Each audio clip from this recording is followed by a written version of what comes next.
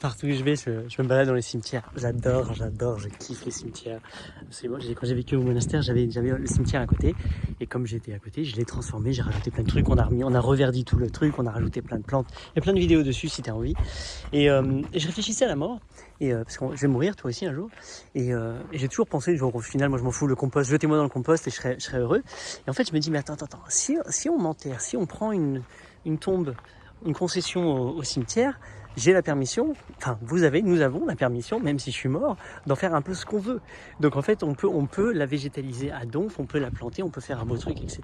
Il y a un très bel exemple de Matt et Morgan qui ont perdu un bébé très tôt et qui ont donc Chioé, qui a sa tombe dans un cimetière et qui est complètement fleuri, où il y a des carottes qui poussent, il y a des trucs, c'est absolument complètement dingue et magnifique.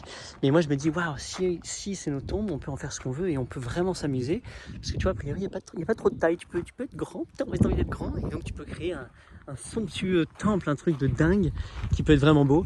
Mais bon, est-ce que c'est leur Lego? Je ne sais pas. En tout cas, si ma mort peut continuer à créer quelque chose de beau, et pourquoi pas, je serais à donf. Sinon, dans un bout de terrain, planter quelques arbres, jeter mes cendres, je serais très content.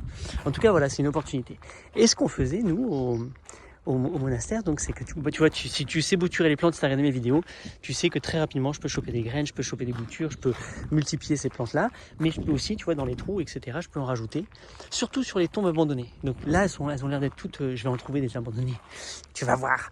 Mais chez nous il y avait plein de tombes qui, depuis très très très longtemps, tu voyais, elles étaient tordues, elles étaient comme ça, elles étaient pleines de mousse, tout, il n'y avait plus rien. Et donc nous on a redessiné la tombe et on a planté, mais directement dans le sol, de la lavande, des fleurs, des machins, des trucs. J'avais mis des arbres, ils les ont enlevés, je comprends, dommage, mais plein de choses. Et donc venir ici, mettre des bougies, pourquoi pas, réhonorer un mort. Et donc j'adore faire ça. Donc je me balade et je salue les morts, je regarde vos noms, vos trucs, et je vois ce que j'aimerais faire avec les fleurs. J'ai toujours voulu être bénévole dans un cimetière et avoir la permission d'entretenir vachement mieux, vachement plus, de créer encore plus de trucs, de créer du sol avec les morts, enfin, tu vois, de jouer avec les morts, c'est trop bien quoi. D'ailleurs, il y a le Beetlejuice number 2, oh, ça va être génial. Bon allez, je vais continuer ma balade. C'est beau, hein, regarde, petite église sympa.